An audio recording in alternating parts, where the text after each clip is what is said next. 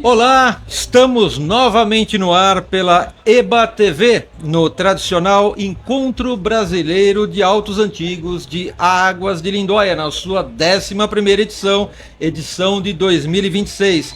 Meu nome é Carlos Castilho, historiador na área da mobilidade e hoje aqui desempenhando o papel de apresentador e mediador. Gostaríamos de mais uma vez agradecer ao público que está nos assistindo. O tema que iremos abordar agora será a saudosa marca brasileira de automóveis Puma, que deixou muitas saudades em muita gente. Puma, que foi uma marca de grande importância, de maior importância dentre aquele universo dos veículos de produção fora de série. E para batermos esse papo em alto nível, nós chamamos grandes especialistas e gente que viveu e escreveu sobre a Puma. Então vamos começar a descrever aqui um pouco, de maneira muito resumida, essa rica história vivida pelos nossos convidados. A começar pelo Newton Masteguin, nascido em 1962, formado em administração, filho do professor Milton Masteguin, cofundador da Puma Veículos e da MM. Ainda muito jovem, frequentava a Puma e seus bastidores, acompanhou boa parte da história e seus desdobramentos até a venda para Araucária S.A., fundador e CEO da Chamonix Automóveis Especiais. Suas atividades quase sempre foram voltadas para o automóvel. Nosso próximo convidado, Valmir Martins, aqui do lado, nascido em São Paulo em 1955, formado em curso superior em tecnologia de transporte terrestre, atuou por 11 anos na Puma Veículos como aprendiz mecânico, mecânico de autos, inspetor de linha e líder de linha de montagem. Durante 21 anos trabalhou nas concessionárias GM, Starvesa e Vigorito, como piloto de testes, consultor técnico e gerente de serviços. Atuou durante 3 anos na Central de Atendimento GM como especialista de produto e supervisor de atendimento. Desde 2008 é técnico de inspeção veicular na SP Trans. Nosso próximo convidado, Juan Dirks. Já falei que o Juan Dirks aqui é a nossa figurinha carimbada, porque ele participou também do tema SP2. Nascido em Bruxelas, Bélgica, em 1954, chegou ao Brasil com 7 anos de idade, cursou a Faculdade de Engenharia Civil, foi administrador do Consulado do Brasil em Bruxelas, de 2010 a 2020, apaixonado por automóveis desde a mais tenra infância, aficionado pelo Volkswagen SP e Puma, desde 71, autor dos livros Volkswagen SP, A História de um Ícone, e Puma, A Pequena Atrevida e Sua Grande História. Bom, e para falar dessa história, eu gostaria de começar com Newton Masteguin, porque o Newton Masteguin é filho do Milton Masteguin, um dos sócios fundadores da Puma, e a gente tem muita história bacana para ouvir do Newton. A gente vai ter uma introdução pequenininha aqui, depois nós vamos passar para os nossos próximos convidados. Tem muita coisa boa para acontecer e para vocês se informarem hoje. Newton, como é que foi essa sua vivência na Puma e qual a importância para você, não só para você e sua família, mas para o mercado que você pensa que foi a Puma, assim? Como é que foi? Conta um pouquinho para nós aí, para esse primeiro passo. Você imagina que eu nasci, eu brinco, né, que eu nasci e fui criado dentro disso, né, de uma empresa que nem a Puma, que trazia muita paixão, né? Todo mundo que trabalhava lá dentro era apaixonado pelo que fazia. Então isso tinha um ambiente de uma energia incrível. E o meu pai, né, obviamente, ele foi um mestre, ele foi um líder incrível. Ele formou muitos profissionais que depois saíram de lá e foram trabalhar nas montadoras, ou como o Valmir mesmo, foram em concessionárias, né? Então foi um ambiente incrível, né? Porque os automóveis, eles representavam um desejo muito grande. Então, toda hora tinha visitantes ali, tinha compradores dos carros. Então, a gente vivia naquele meio que era um oba-oba, mas uma coisa muito legal, né? Então, e meu pai era o melhor apelido que podiam ter dado para ele, que foi o Jorge Lettre, né? Que deu esse apelido. ele chamava meu pai de dínamo. Meu pai não parava, para ele não tinha a palavra impossível, né? Porque ele se metia a fazer uma coisa, não só automóvel, mas ele fez girocóptero, ele fez telhado de rodoviária, ele fez barco, charrete, máquina agrícola, né? Uma coisa de louco. É uma daquelas pessoas raras que não se deixam derrubar por qualquer coisa, Não, ou por nada. por nada, exatamente. Não é isso? Nada era ruim, nada era tempo ruim para ele. Que bacana. Bom, claro, gente, o Newton tem muito mais coisa para dizer ainda, mas a gente vai fazer um pupurri aqui, nós vamos falar um pouquinho, já que o Newton começou a falar da fábrica Puma e como foi essa vivência, nada mais interessante do que chamar o Valmir para falar um pouquinho sobre como foi essa questão ligada à produção dos veículos Puma, tá? Valmir, fala um pouquinho. Então, a Puma, eu entrei na Puma, eu tinha 14 anos, né? Entrei como aprendiz de mecânico de autos e eu era fascinado por carro. E quando você chega na Puma, a Puma era uma coisa icônica, como o Newton acabou de falar, era o desejo de muita gente, porque a gente não tinha carros importados para estar nesse ramo de carro esporte. E ele era um carro que onde você passava com o carro, todo mundo queria saber, perguntava, queria saber se era importado. E dentro da fábrica foi um alinhamento de planetas, porque lá tinha muita gente boa, muita gente com expertise em diversas coisas, inclusive o seu Milton. E era uma coisa que assim, eles davam liberdade para você atuar, né? Então eles falavam, tem uma coisa assim, assado. Eu tenho uma ideia, que você acha? Você consegue? Faça. O seu Milton era assim, sabe? Então a gente desenvolveu, graças a Deus foi uma experiência muito boa. E eu fiquei lá 11 anos e peguei a fase boa da Puma, que ela começou em 72, estava decolando. E depois em 83 houve uma queda aí até por questões, era enchente, era incêndio, era a entrada dos carros importados no Brasil. Então, infelizmente, a Puma tomou outros rumos, foi absorvida por outra empresa do Paraná. E para nós ficou a lembrança e o conceito da Puma, né, que era muito importante na época. Gente, o que é bacana é dizer o seguinte, nenhum negócio que você venha a empreender é sem percalços, né? E realmente muita gente desiste logo nos primeiros passos porque tem muitos percalços que acontecem, muitos problemas, e eu acho que ainda quem está assistindo aqui vai gostar muito do aprofundamento que nós vamos fazer daqui a pouco, das histórias de bastidores, histórias saborosas, né, Valmir? Que eu sei que você conhece, todo mundo aqui conhece, né? Mas pouca gente do público normalmente conhece essas histórias. Bom, falando em história, nós temos um grande escritor aqui, que é o Juan Dirks. O Juan Dirks escreveu um livro sobre o SP2, sobre o Puma. Ele é um cara assim, que se especializou, se aprofundou nessa questão dos veículos. Podemos dizer que o SP2 também era um veículo fora de série, Sem fora, dúvida, né? sem dúvida. Mas, claro, nosso tema aqui é Puma, nosso tema é Puma. Mas, enfim, tem uma conexãozinha ali, de repente a gente pode falar alguma coisa, né, Nilton? Então vamos lá. Juan, fala um pouquinho sobre o que significa o Puma para você. O Puma para mim é muito a marca Puma, né? Vamos falar a Puma, como fabricante de carro. Para mim é a marca mais emblemática de automóvel que já existiu no Brasil, porque ela foi o sonho de muita gente, como o Valmir já falou, como o Nilton já falou. Puma, todo mundo sonhava em ter um carro assim.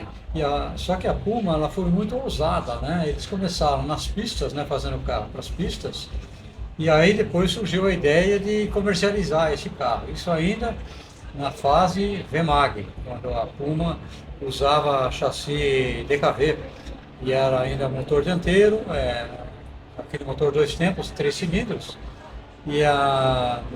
Então aquela paixão começou nos anos 60, mais precisamente em 64, quando o pai do Milton, o Milton Mastiguin, se juntou com o Rino.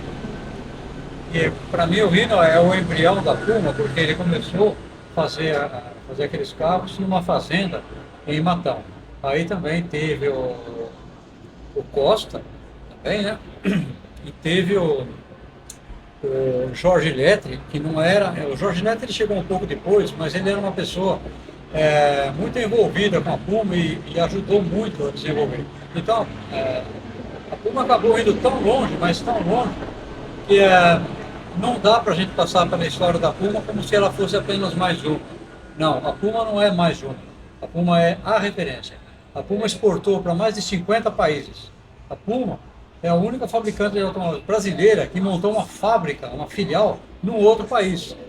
A Puma montou uma fábrica de automóveis na África do Sul. Inclusive foi o pai do Niltinho que foi para a África do Sul para fazer a fábrica funcionar lá. Mas, Juan, aí você já está queimando minha pauta, minha Vamos recapitular. É que o Juan sabe tudo do Puma, né? Ele escreveu um livro aqui. Posso mostrar? Pode, por favor. Olha, um livro maravilhoso, tá? Pode-se dizer a 6 mãos? Acho que a 30 mãos. A 30 mãos. Né? Um livro maravilhoso, um livro assim de grande refino, né, do ponto de vista gráfico e tal, com 1000 imagens, é isso? Mais ou menos Puma? 1000 imagens, Né? 410 Então, assim, páginas. olha, quem quer saber tudo sobre o Puma, pessoal, tá aqui a grande pedida. Aqui a gente não vende livro, tá? Mas é assim, a gente mostra quem sabe, tá? Então vamos lá. O Juan estava falando aqui justamente da próxima pauta aqui, que é a filial da Puma Automóveis em Durban, na África do Sul. E eu queria que o Milton falasse um pouquinho como é que foi essa questão. Eu era bem novo nessa época, na verdade, mas eu acompanhei uma boa parte do processo e como seria montada essa fábrica na África do Sul. Então, é aquele processo que as multinacionais usam até hoje. Né? Começa com o CKD, então você vai mandando semi-montados, né? Então o pessoal recebia carroceria, às vezes carroceria até pintada no começo, e faziam as montagens lá em Durban. E meu pai foi para lá e ficou mais ou menos, eu não sei se de 6 ou 8 meses, ele foi até com minha mãe para lá. Ok. Né? E treinou toda uma equipe para fazer essa montagem dentro da fábrica da África do Sul. E no final, quando ele saiu, eles já estavam laminando, já estavam ajustando as peças, já estavam pintando e fazendo a montagem realmente do automóvel inteiro. Eles compravam também a mecânica da Volkswagen da África do Sul, né? E faziam todo o processo lá dentro. Então, uma curiosidade, quais as diferenças entre o Puma fabricado no Brasil e o na África do Sul? O sul-africano direção lá direita, né? Direção contrária, mão né? inglesa. E a mecânica Volkswagen tinha algumas diferenças ali também de suspensão, etc. Né? Pessoal, vejam a que ponto chegou o sucesso dessa marca icônica que deixou saudades aqui para nós. Ela virou uma multinacional, pode-se dizer assim, porque ela tinha uma filial na África do Sul, fazendo os carros ali. Era sob licença, é isso? Sob licença. Sob licença, né? Sob licença. Bom, pessoal, deixa eu só fazer um adendo aqui. Os nossos microfones procuram filtrar os ruídos externos. Porém, como ficou um helicóptero passando aqui várias vezes, se vocês ouviram um ruído estranho aqui, fiquem tranquilos, porque a gente está bem no meio da muvuca aqui da Águas de Lindóia. Assim, a ideia aqui foi colocar mesmo todo mundo passando em volta, tal, para a gente mostrar esse furor aqui, né, da 11ª edição do Encontro Brasileiro de Autos Antigos de Águas de Lindóia.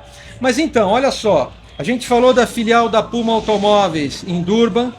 Vamos falar um pouquinho do Miguel Crispim. Eu quero ouvir o Juan falando do Miguel Crispim, que é o gênio dos motores. A gente fala em Miguel Crispim, a gente lembra logo da VMAG, da DKV, mas a gente sabe que a Puma usava a mecânica DKV originalmente, né? E aí, fala um pouquinho sobre o Miguel Crispim. Miguel Crispim é um gênio da mecânica, né? É um mito vivo. Ele tem algumas passagens muito interessantes do Crispim que são citadas no livro dele, mas eu vou tentar passar em palavras faladas um pouquinho do que é o Crispim. O motor VMAG, o motor DKV, em meados dos anos 60, gerava 50 cavalos, mais ou menos. E E a Puma competia nas pistas e tinha rivais duros na pista, que era a Williams, né, com a Alpine, que trouxeram da França, tinha a Sinca, tinha a FNV. E as equipes tinham já um certo profissionalismo, só que o DKV tinha um problema, ele era pesado. Então a Puma desenvolveu uma carroceria em fibra de vidro, foram vendidas em 3 unidades para a VEMAG, para o departamento de competição da VEMAG, mas não bastava aliviar o carro, precisava melhorar o rendimento do motor. E aí o Crispim, que ainda era um menino, né, que trabalhava na VEMAG, ele começou a desenvolver o motor e até ele chegou a ultrapassar a potência de 100 cavalos, sem turbinar o motor, aspirado. E aí eles começaram a ganhar tudo. Ou seja, potência específica de 100 cavalos por litro. Exatamente. Não é isso? Porque o motor tem 1 litro, por coincidência. 1000 centímetros. E ele mais que dobrou a potência do motor no mesmo bloco. E aí os alemães da DKV da Alemanha souberam disso. E eles ficaram céticos, como todo bom germânico, né? Eles são muito céticos. E pediram para que a Puma mandasse um motor para eles, preparado pelo Crispim. Os caras chegaram lá, colocaram o motor na bancada, no dinamômetro, e ele rendeu mais de 100 cavalos lá na Alemanha. Os alemães começaram a olhar um para o outro, falando, mas quem foi que fez isso? E era o Miguel Crispim. Aí desmontaram o motor e viram que dentro do motor, as janelas, para quem conhece motor 2 cilindros, 2 tempos, ele não tem válvula. E a janela onde admite e expele. Então ela é de admissão e exaustão.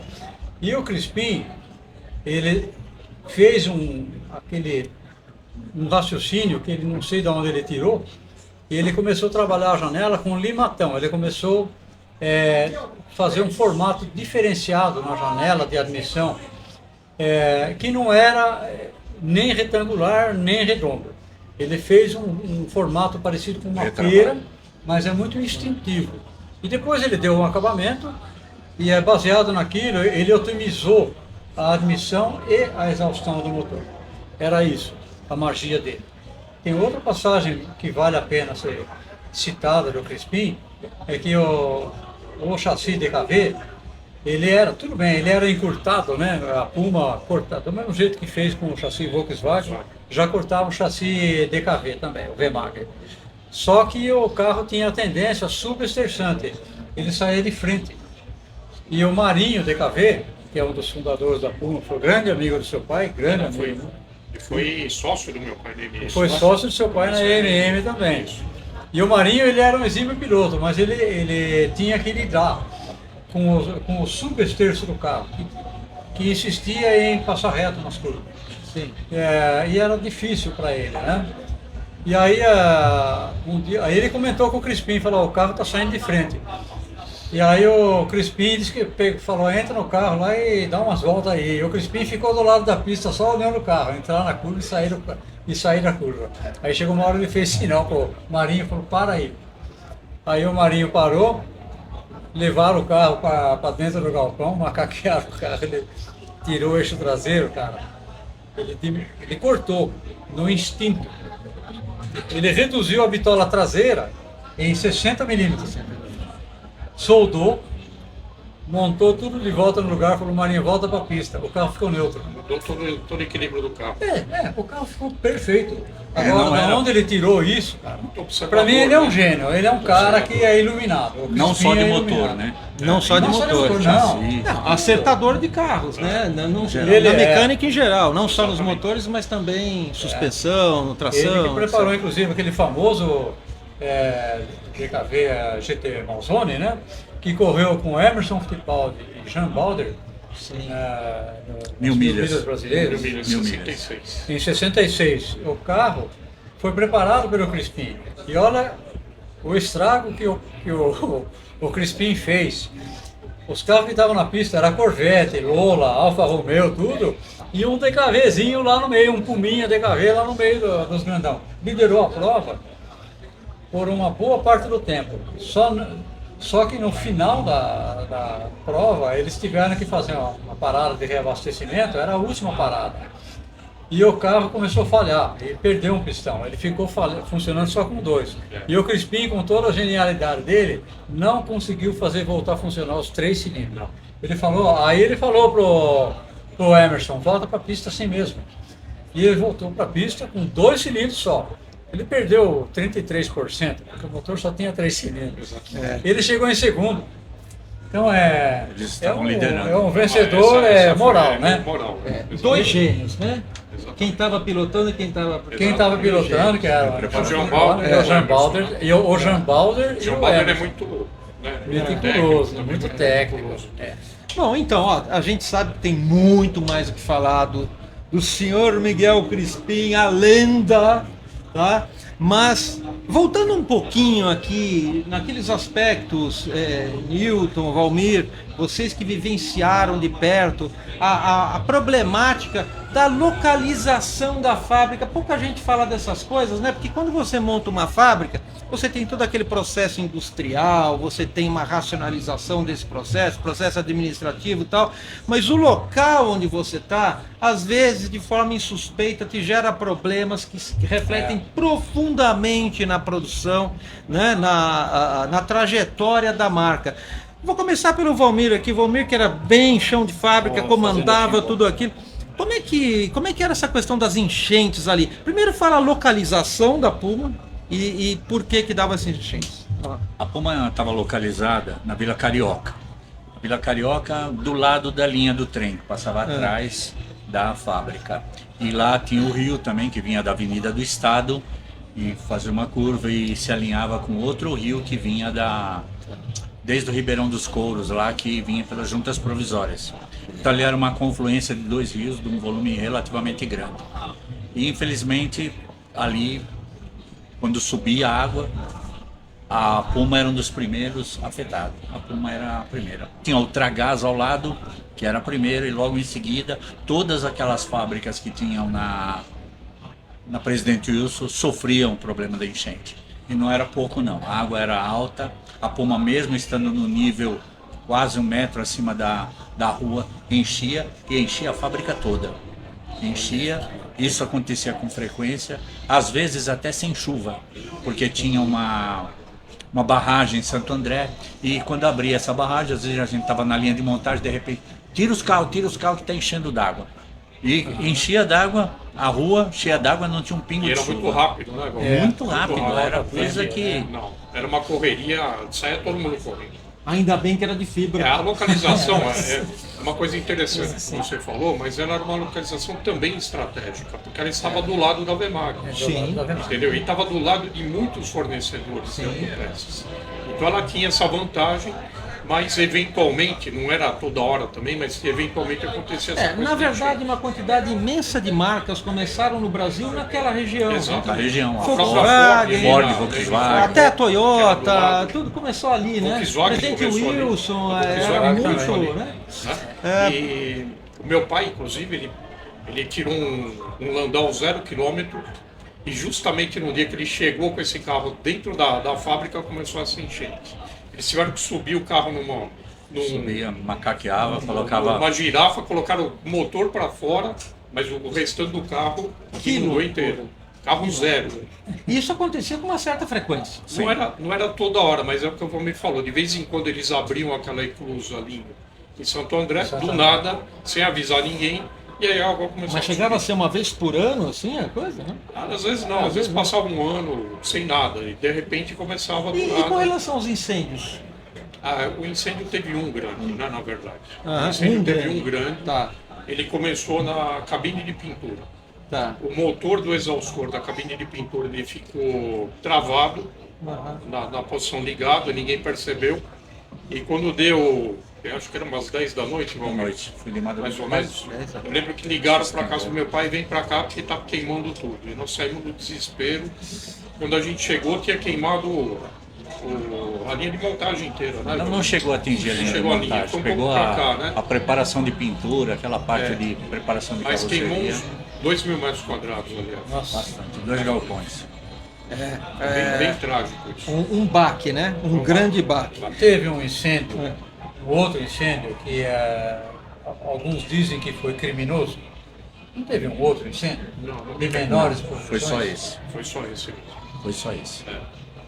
Bom, E não foi criminoso. Não, Foi acidental. foi acidental. pessoal, agora nós vamos falar um pouquinho de um episódio, no mínimo pitoresco para a maioria das pessoas. Pouca gente sabe disso, eu não sabia. O Opala a diesel e carburador a gás. Não, tá marcado você aqui. Não, viu? tudo bem, a gente fala. Fala você aí, ó. Você vê como era o professor Pardal ali. Isso era né? é coisa do pai dele. É coisa do teu pai, do Coisa Milton. do Milton. Ah, então diga. Porque o Opala, lá em Portugal, os táxis eram a diesel.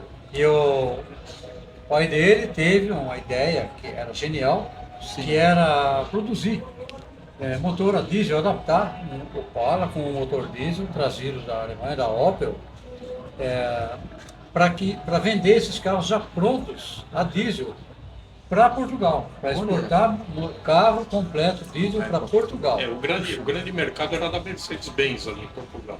É. Então eles quiseram entrar num carro um pouco mais barato, Sim. né, mais acessível para os taxistas portugueses, né? E então foi feito o protótipo aí do Opala Do diesel. Eu dei Opala. muito nesse Damos carro. Era muito verde nesse e carro. preto, né? Verde e preto. Todos nós a você parte usou do bastante pé. também, né? É o que eu chamo de senso de oportunidade e visão estratégica. Sempre. Com Porém, certeza. às vezes, por mais que você tenha uma visão estratégica, um senso de oportunidade de negócios, você não chega lá naquele sucesso que você pretendia necessariamente por falta de capacidade ou coisa que o valha. Às vezes você esbarra em outras questões jurídico-administrativas, políticas, de legislação. Houve alguma coisa nesse sentido, nessa questão? Na verdade, existia um pessoal lá em Portugal, um grupo muito interessado nisso, mas justamente esbarrou na burocracia muito grande lá dos portugueses, né? Então, começaram a criar uma série de empecilhos técnicos, né? E a coisa foi se avolumando e o pessoal acabou esfriando a vontade De qualquer fazer modo, isso, é mas- uma história mas pitoresca, foi né? uma Poxa, Diga-se de não dá passagem, nem- era um carro que andava muito bem. Andava muito era bem. ótimo, era muito fazia confortável. 20 km por litro. Um Opala diesel. Caramba. 20 km por litro de diesel. O diesel normalmente é mais econômico, mas olha. Com certeza. Né? Bom, olha, gente, a gente está falando aqui que a gente ia contar algumas histórias aí doidonas aí, malucas aí. Eu vou passar para o Valmir contar uma história muito interessante, que é a tal da onça da Puma. Mito ou verdade? Valmir, fala o que você quiser da onça da Puma, porque tem muita gente curiosa aí querendo saber isso. Verdade, isso sempre que isso chega no assunto dá sempre uma boa resenha, né? Porque é uma coisa atípica. E começou assim, alguém falou, vocês conhecem a Puma, mas vocês já viram um Puma de perto, vocês já pegaram na mão? Aí a história que chegou para mim foi Puma essa. animal, né? Puma animal. Porque o nome Puma, pessoal, representa o animal Puma, O animal né? Puma. Que é um felino. Que é uma onça parda, né? na Uma onça verdade, parda. conhecida às vezes como onça parda. E eles trouxeram um filhote de onça, era pequeno assim, filhote. E tudo bem, no começo foi uma coisa assim que era fácil de lidar com ele era pequeno. E ele ficava dentro da pra ver fábrica. alguma coisa aí ou não? Ele tinha um local onde ele ficava. Dá pra ver aqui?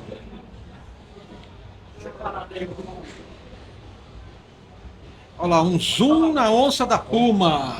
Então ele ficava lá dentro da fábrica e a gente soltava ele durante a noite, ele ficava solto na fábrica e é lógico, criava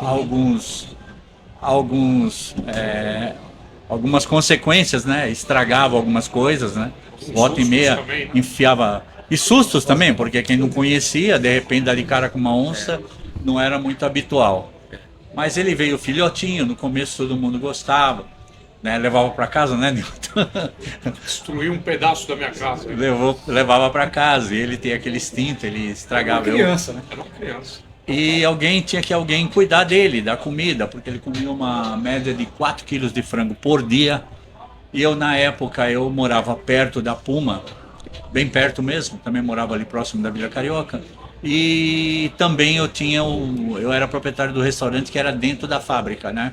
Eu trabalhava na Puma e quem tocava o restaurante era meu pai e meus irmãos.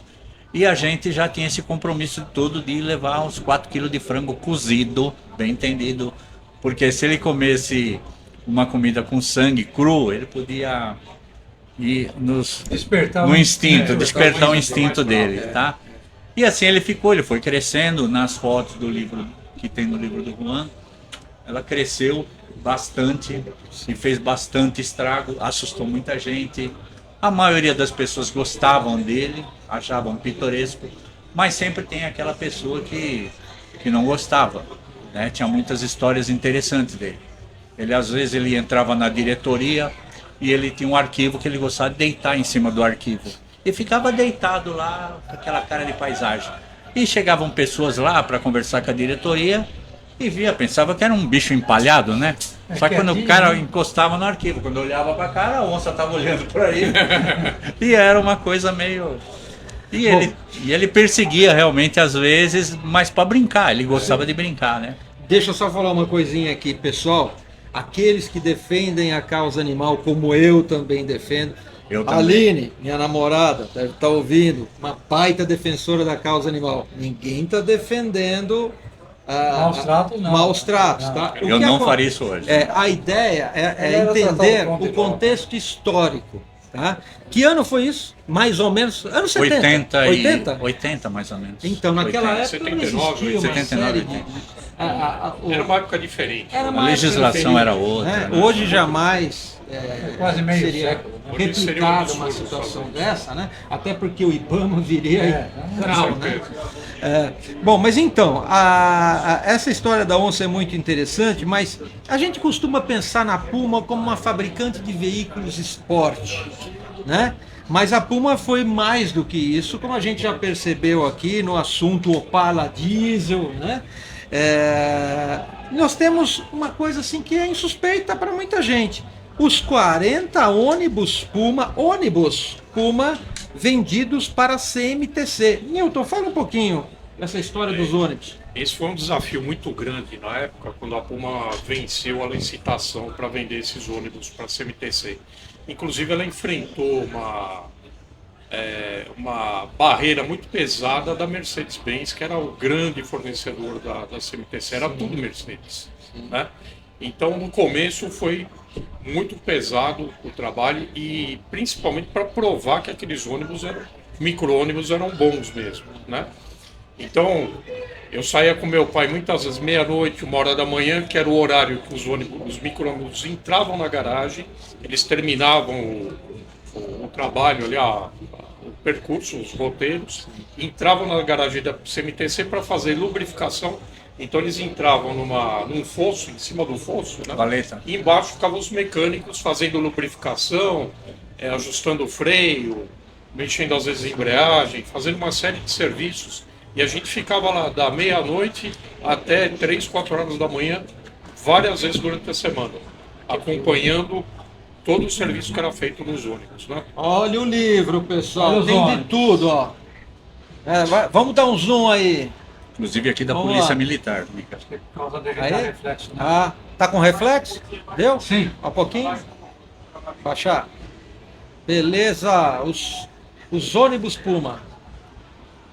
Beleza. Então, pessoal. E foi uma coisa bem bacana, né? Porque Sim, ajudou né? a desenvolver também esses micro-ônibus e depois eles foram vendidos para vários países da América Latina também. Uma observação. Uma fabricava o chassi. O chassi. Exatamente, O chassi. o chassi. Quem encarroçava eram os encarroçadores. Acho que era do Marco plantão. Polo. Caio, Marco Marco Polo, Polo, Polo, uma coisa não, assim. só Teve na Caio também. Na Caio também teve. Caio também. Carroçou. Então, pessoal, a gente não vai sair dos exotismos ainda não, tá? Um outro exotismo, caminhão elétrico da Puma. Fala um pouquinho, Juan, do caminhão elétrico da Puma. Foi a Copel, né? A Companhia Paranaense de Eletricidade, encomendou um caminhão elétrico para a Puma. Esse caminhão era totalmente operacional. O caminhão, inclusive, era muito bonito. Tinha promessa do governador do Paraná de comprar outras unidades do caminhão, mas o caminhão acabou sendo fabricado numa unidade só, mas ele era realmente operacional e muito bom. Tá? O desenvolvimento aconteceu todinho dentro da Puma, lógico, com parcerias, né? De fornecedor de motor elétrico, de bateria, mas o projeto foi todo desenvolvido dentro da Puma.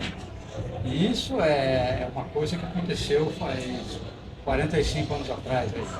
Eles eram muito modernos mesmo. E esse caminhão elétrico ainda hoje existe, ele está abandonado. Está parado na no Copel. estacionamento lá da Copel, Copel aí. na região de Curitiba. E naquela época eram baterias de chumbo ácido. Isso. Era uma série de baterias. Ok. Tinha um berço, né? Um berço com Pessoal, baterias que era colocado embaixo Ah, e sim. Um substituído. pack, né? Pode É se chamar isso. de pack de Princípio, pack de baterias. baterias. né? Pessoal, é assim, o Brasil ele tem gente muito competente e que sabe sonhar longe e fazer acontecer. Eu gostaria de colocar uma coisa que não está na pauta aqui, que é, a gente sabe que histórias como a do João Gurgel, por exemplo, e de outros, histórias que não foram para frente, ou que foram para frente e depois foram estancadas, talvez, reza a lenda, né? A gente pensa que em determinados outros países isso talvez não tivesse acontecido, porque o nível de proteção governamental do ponto de vista de visão estratégica para a nação, tipo assim, tem determinadas marcas que são estratégicas, como a Embraer é uma marca super estratégica para o Brasil, a Marco Polo é uma marca estratégica, a WEG é uma marca estratégica para o Brasil, mas a Gurgel, a Puma também eram marcas estratégicas. Como é que vocês viram isso acontecer? Milton? A gente viu isso acontecer principalmente quando houve o desenvolvimento do Mini Puma, né? Que foi um pedido do governo na época para ter-se um carro de cidade econômico durante uma crise de petróleo muito grande. E foi feito todo um desenvolvimento ali desse veículo, né? Sim. Motor, etc. A gente testou inclusive numa Brasília, acho que o Valmir vai lembrar, uma Brasília amarela da frota. Nós ficamos rodando 1 ano e meio com esse motor 2 cilindros, né? Numa Brasília que era pesada e a gente dirigia normalmente, motor de 800 cc. Esse motor era Daihatsu ou não? Não, esse Ainda motor, não. esse motor ele pegou um motor Volkswagen 1600, cortou no meio e fez um motor 2 cilindros. Ah, entendi. Mas era um motor Puma. Era Também foi fundido, um- tudo. Sim. Depois fundiu o bloco, né? Fundiu o bloco todo. E Uma fundiu os prévia do cabeçotes. Enertron, vai. Hã? Uma certa maneira, uma prévia do Enertron da Gurgel. Da que foi um Gurgel. meio Na de verdade, o que aconteceu? Quando a Puma não conseguiu levar esse projeto para frente, ela teve até um interesse da Daihatsu de participar Sim. disso, né? Chegaram a trazer um Daihatsu Kuori para a Puma, Aham. mas o que aconteceu Eu me lembro dessa época do O que Daihatsu aconteceu Kuori, é por isso que eu falei. O que aconteceu é que justamente faltou esse apoio governamental. Faltou apoio. Na época eles não quiseram dar financiamento É. e o valor do investimento para fazer isso em série era muito alto. Uhum. Porque carro pequeno, você tem que fazer volume. Se você não fizer volume, você perde muito dinheiro. Né? Olha, pessoal, o que a gente percebe é assim, o que falta ainda no Brasil é um plano de nação, não um plano de governo. né? Exatamente. Você vê a China onde chegou com os elétricos hoje, né? Não precisa falar exatamente, nada, né? é. Mas o que aconteceu? Então chegou nessa época da Daihatsu, acabou não dando certo a associação, porque eles se espantaram com a burocracia brasileira também, na época. Sim. Né? E quando isso terminou, acabou morrendo, o meu pai, o Gurgel estava querendo fazer o BR-800, lá que foi lançado com o BR-800. Sim. O meu pai doou toda a mecânica. Olha, a Não só do conexão Mini Puma, Puma Gurgel. Não só do Mini Puma, mas ele tinha motores e câmbios DAF holandeses, né? E tinha motores e câmbios do Citroën 2 Chevaux. Então ele chegou para o Amaral, que era muito amigo dele, muito amigo nosso, a gente frequentava a casa dele sempre, falou, tá aqui, ó, tudo que você precisa tá aqui. Nós já começamos. Né? Que coisa, Toque em né? frente isso daí. Que pena que esse ecossistema Puma, Gurgel, etc., não teve o incentivo que merecia. Eu mesmo recebi uma vez um pessoal do BNDES lá na minha empresa, no Chamonix já, né? os caras visitaram, foi trazido por um amigo nosso que era diretor da Pirelli. Tá. Os caras visitaram, acharam tudo muito bonito e eu tinha um projeto ali também para fazer. O cara virou para mim, isso faz uns 20 anos atrás, né? Sim, Falou, olha, a gente não acredita em indústria nacional. sim. Olha Aí eu aí. falei, então você dá dinheiro só para as multinacionais? Sim. Da minha cara. Dá para fazer Então uma você vê analogia. que o brasileiro tem capacidade, tem inventividade, tem criatividade, mas nunca teve apoio. Exatamente. Exatamente. Essa é a verdade, é muito triste isso. Muito triste, de fato. Mas um dia muda, né? A gente tem que fazer força para mudar, Com certeza. nós vamos conseguir. Pessoal, outro capítulo interessante, não tão pitoresco quanto um caminhão elétrico, mas num segmento de mercado que já foi muito importante no Brasil e no mundo, que é o segmento dos bugs. Vamos falar um pouquinho do Bug Cadron, Valmir? Fala um pouquinho do Bug Cadron, como é que era? O Bug Cadron ele foi uma criação do Anísio Campos, né? Sim. O Anísio Campos pegou com a ajuda do Crispim, o Crispim também trabalhou no desenvolvimento desse carro, e ele se baseou naqueles bugs californianos que faziam um sucesso muito Do grande, Meyers, né? Meyers, mas... E aí as primeiras unidades dele, eles foram fabricados, o molde, tudo foi feito na Puma. Não, e era muito Ele bonito. nasceu lá dentro. Era muito praticamente. bonito o Cadron. Eu tenho uma imagem até hoje na minha cabeça do Anísio Campos, quando foi lançar esse bug, se eu não me engano ele era um roxo clarinho, né? Era e o Anísio cortando Deixa eu ver se tem cortando os foto dele. decalques no chão, com uma tesoura, ele fazendo as pétalas de uma flor branca. Então ele cortando tudo na mão para colar no bug para fazer aquela coisa meio psicodélica. Sim. E Tal, né? americano. E depois nós saímos andando ali na Avenida Santo Amaro com Olha, que bacana. Então, ó, o Juan está procurando aqui no livro dele o que era o Bug Cadron, para aqueles mais jovens que estão nos assistindo aí entender do que nós estamos falando. Aí, ó, Bug Made in Puma. Aqui. Ó, que bonito esse aqui, ó. Essa galera. Ó, vamos ajudar aqui, peraí. Consegue dar um zoom aí? Segue. Opa, Mais perto da mesa, assim, né? ó o amarelinho aqui. Maravilha. Esse é o Bug Cadron, o Bug da Puma. Ele era todo Inclusive designado na linha, Puma. na linha tem uma foto aí na linha da Puma. Aqui, ó. Ah, tem uma foto na Aqui, linha. ó. É isso. Ah, entendi. Estava sendo laminado. Então lá ele na era produzido na mesma linha que os Puma Exato. GT, GTS, etc e tal. Ele correu numa linha paralela. É. Né, dentro Sim, da- sim. da- Olha Pegando só, no muro aqui. Lá mas- quando a gente fala que o Brasil é incrível, tem uma gente incrível e infelizmente não tem o incentivo que mereceria ter, olha que coisa, pessoal.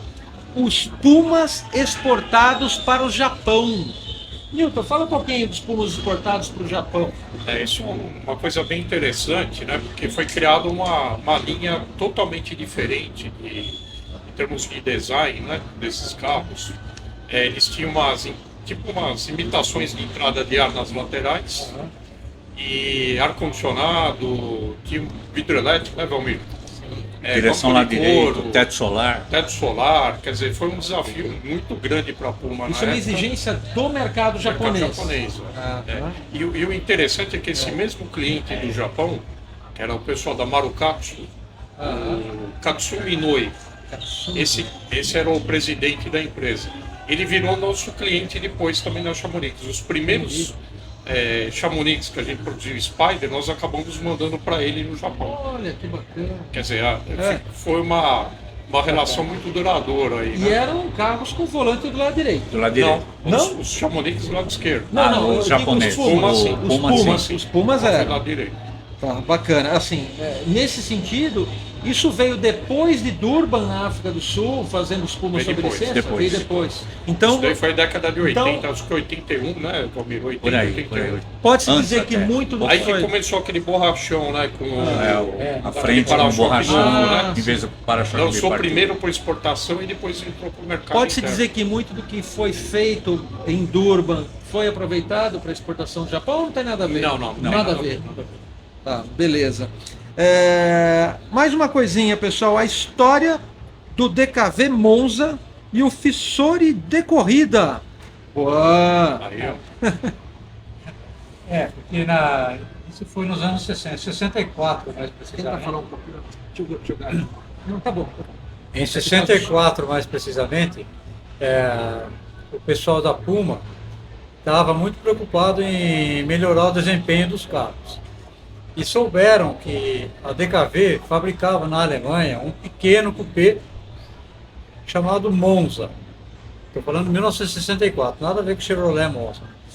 E aí eles se interessaram, porque o carro era muito pequeno, já tinha batido vários recordes na Europa, e ficaram pensando, né? Aí o Lettre mesmo, ele ficou pensando, caramba, se a gente tiver um carrinho pequenininho de fibra, igual o DKV Monza, preparado pelo Crispin, cara, nós vamos ganhar até da Apollo 11, porque o carro vai voar.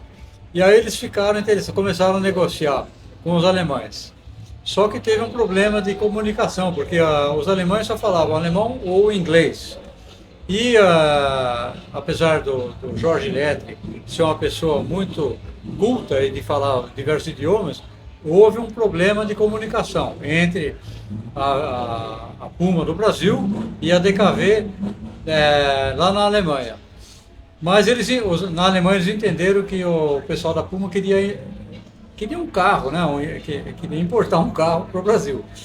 E o pessoal da DKV estava ao par que lá na Itália estavam desenvolvendo o Fissore, que ia ser lançado só no Brasil, não foi lançado nem na Alemanha nem na Itália. O Fissore é exclusivo do Brasil. O que o pessoal da DKV da Alemanha pensou? É o Fissore. Eles estão querendo o Fissore. Aí foram lá no estúdio Fissore na Itália, conseguiram comprar um carro, mandaram o carro para o Brasil. Não, você imagina, o carro pesa 1.200 quilos, né? Aí, ó, quando o pessoal, ele chegou numa caixa bonita, assim, a caixa, tudo bem amarrado e fechado com madeira, Vocês né? todos entusiasmados. Lá, Eles todos caras. entusiasmados. O Jorge Lettre, quando você vê ele contar, rapaz, ele quase chorou. Ele falou, quando a gente começou a tirar a madeira, e que a gente tirou um tampão e viu que era um Fissore lá dentro, cara, foi um banho de água fria. Porque não tinha lançado o Fissore oficialmente no Brasil. E os alemães entenderam que eles estavam querendo aquele carro lá. Aí um olhou para o outro, o Crispin falou, mas isso aqui não tem condição nenhuma de você pôr na pista, né? Entenderam tudo errado. Aí falaram, vamos fazer uma coisa, vamos desenvolver o nosso aqui. E foi aí que entrou aquele desenvolvimento do tipo 2, tipo 3 da Vemag, né? Da Puma, que começou a ganhar tudo. Antes do GT Malzone. Aquele carro famoso, número 10, que o Marinho começou a correr. E foi a solução. Já que não conseguiram importar o DKV Monza, eles acabaram fabricando um carro de corrida aqui, que acabou dando muito certo, porque ele ganhava tudo. Ainda mais nas mãos do Marinho DKV, né? Eu acho que sim, daí a gente pode tirar duas Falo só do lições. Marinho, mas teve muitos caras bons, né? Claro. O Bird Clemente, o Chico Lameirão, esses caras gênios aí. eram fera. Mas a gente pode tirar, pessoal, duas lições disso. Primeiro, o que eu costumo dizer para os meus alunos. Gente, um dos maiores problemas em qualquer relação comercial, B2B, B2C ou até familiares é comunicação. Então, o problema de comunicação, ele é básico. Às vezes os negócios dão errado por falta de comunicação eficiente. Então você vê que os caras foram instados na Alemanha a trazer um DKV Monza, que é um carro completamente diferente daquilo que eles mandaram. Quando a gente fala em DKV Fissore alemão, não tem nada a ver com o nosso Fissore. É isso? Não. O DKV Fissore, ele foi desenvolvido na Itália para a Não, o Vemag. nosso Fissore. Ah, é o nosso Fissore? É o nosso Fissore. Ah, eu pensei que fosse Não. outro Fissore. O pessoal da DKV na Alemanha teve um trabalhão para conseguir convencer o pessoal lá da Fissore, lá em Turim, a mandar o carro. Os caras falaram, não, mas é um protótipo, não está nem pronto. Não, mas a gente precisa mandar um para o pessoal do Brasil lá. Aí os caras da Fissore falaram, então tá bom. Valmir quer falar um pouquinho. Não, só um adendo aí com referência a como que era o quadro de competições naquela época. O que aconteceu? Tinha uns carros mais antigão, tinha Cinca, tinha...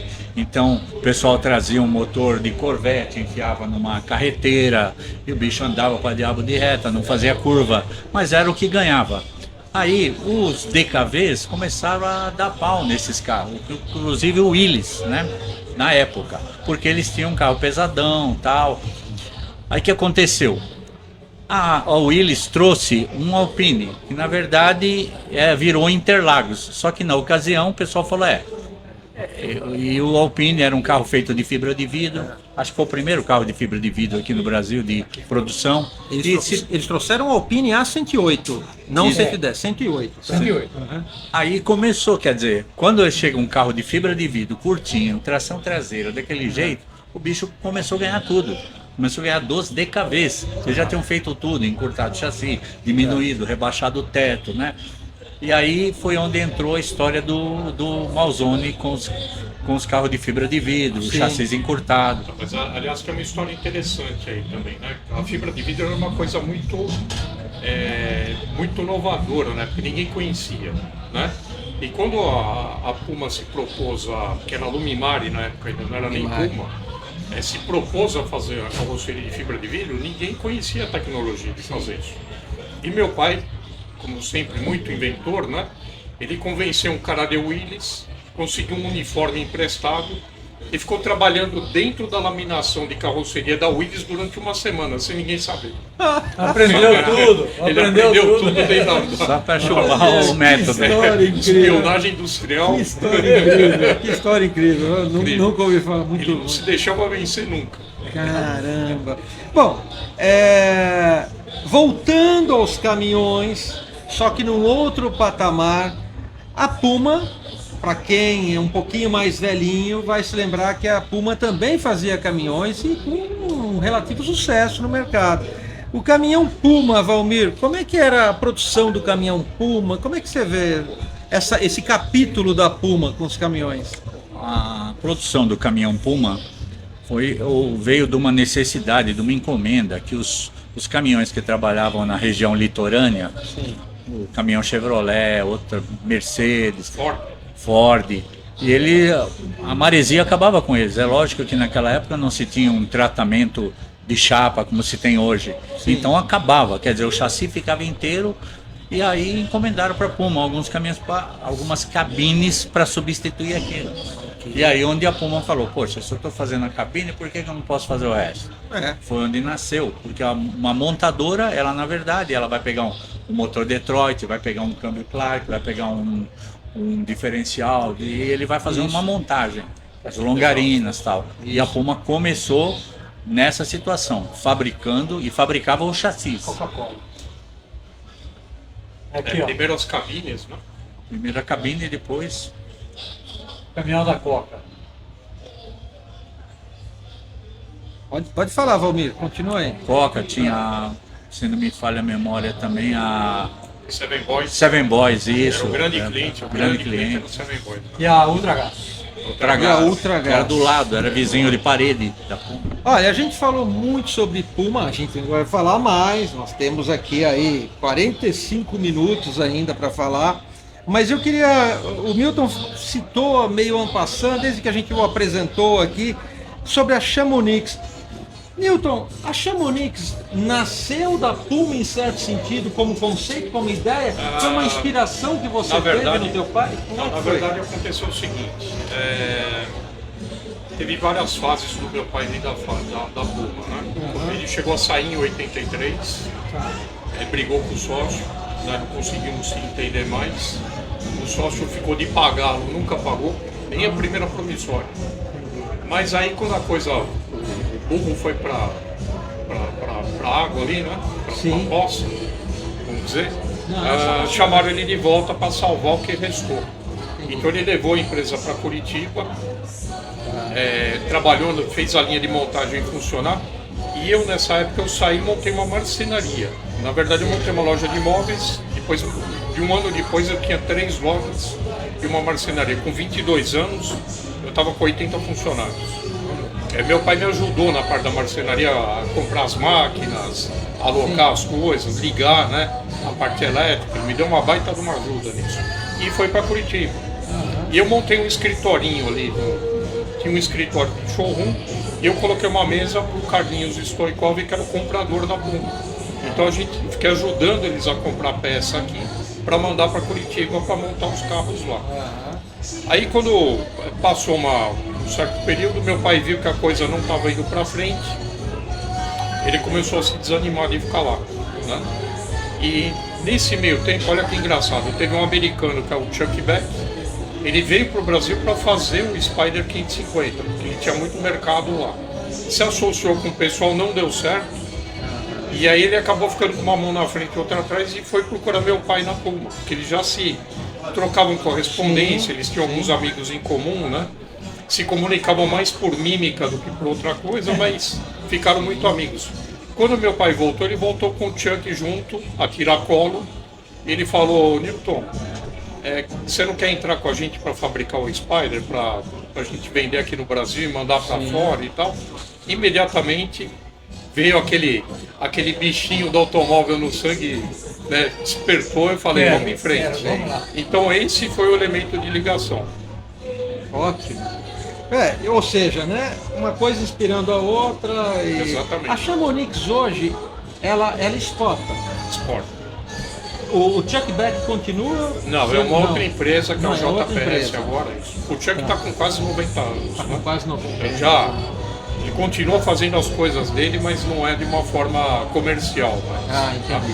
Tá Mas certo. a gente manda para os Estados Unidos, manda para a Bélgica, manda para a Holanda, para a Espanha, tem vários países que a gente. Para a Inglaterra também já mandamos. Manda para a terra natal do. Manda para pra Bélgica? terra natal dele. Mesmo, oi. Um bom Eu ainda não cliente lá, tenho nenhum na minha garagem, mas vamos ter. se Deus quiser. É isso aí. Bom, pessoal, normalmente nós recebemos aqui algumas perguntas de fora, né? Que nós combinamos aqui, olha. Vamos ver. Pergunta para o Juan. Juan, pergunta para você. Fale sobre os desafios de fazer o livro da Puma. Eu vou tentar ser sucinto, porque É muita história, né? é muita história. Até para escrever o livro da Puma, eu sempre fui tentado porque a história da Puma me fascinou, justamente porque ela é nebulosa. Tem muita controvérsia, tem falta de documentação e tem muita informação desencontrada. Aí os meus filhos, eu tenho 2 filhos, eles ficavam falando: por que você não escreve a história da Puma? Meu filho, você não sabe no que você está querendo meter seu pai, filho. A história da Puma não é igual você falar, vou contar a história de Botucatu. É uma coisa muito mais complexa, né? Envolve muita gente, envolve muita história que está perdida no tempo. Ele falou: mas mesmo assim faz. Aí, bom, tudo bem. Eu já tinha bastante documentação na minha casa, comecei a fuçar meus alfarrábios, aquelas revistas antigas, reportagens antigas, né? Que eu guardo lá, muita foto antiga. Aí eu peguei e comecei. Aí eu comecei a procurar tudo que era Puma. Procurava, aí eu caí em cima do Miltinho, do Valmir e outras pessoas que de uma forma ou de outra tinham uma ligação com a Puma. Só que o que aconteceu? Eu comecei a perguntava sobre um tema qualquer relacionado à Puma, 5 pessoas me davam 5 depoimentos diferentes. Aí depois de um mês mais ou menos que eu tinha começado para valer, eu pensei em desistir, falando: não vou chegar a lugar nenhum. E além do mais, a Puma, ela nasceu de uma sociedade e que foi quebrada. Com o passar do tempo, essa sociedade foi quebrada, houve alguma coisa que se quebrou e nunca mais voltou a ser igual, né? E é difícil a gente começar a mexer com sentimentos. E foi nessas pesquisas que eu acabei descobrindo muita coisa que eu mesmo não conhecia. E foi por isso que eu decidi ir mais a fundo, porque eu pensei assim: se até hoje ninguém escreveu sobre a Puma, então vai ser eu. Eu vou escrever e seja o que Deus quiser. Mas como eu tinha muito medo de erro, porque a possibilidade da gente errar quando a gente escreve. Esse livro aqui é um documentário. É diferente de um romance. Aliás, é Documentário, lindo, né? O livro aqui, olha, O gente. documentário as pessoas questionam, querem saber onde foi que você buscou a informação. Aí, quando eu escrevia um capítulo, eu mandava para o Niltinho, mandava para o Valmir, mandava para várias outras pessoas, até para o Ronaldo Brochado, para eles conferirem, veja, pelo amor de Deus, onde tem erro, o que eu preciso mudar aqui. Aí eles corrigiam, falaram, isso está errado, isso tem que mudar aqui. E esse trabalho me demandou 2 anos e meio. Não sei como a minha mulher não separou de mim, porque tinha dias que eu levantava, eu levanto 6 horas da manhã, eu tomava um café e depois já ia para o computador, às vezes ficava até 11h30, meia-noite. Acredito.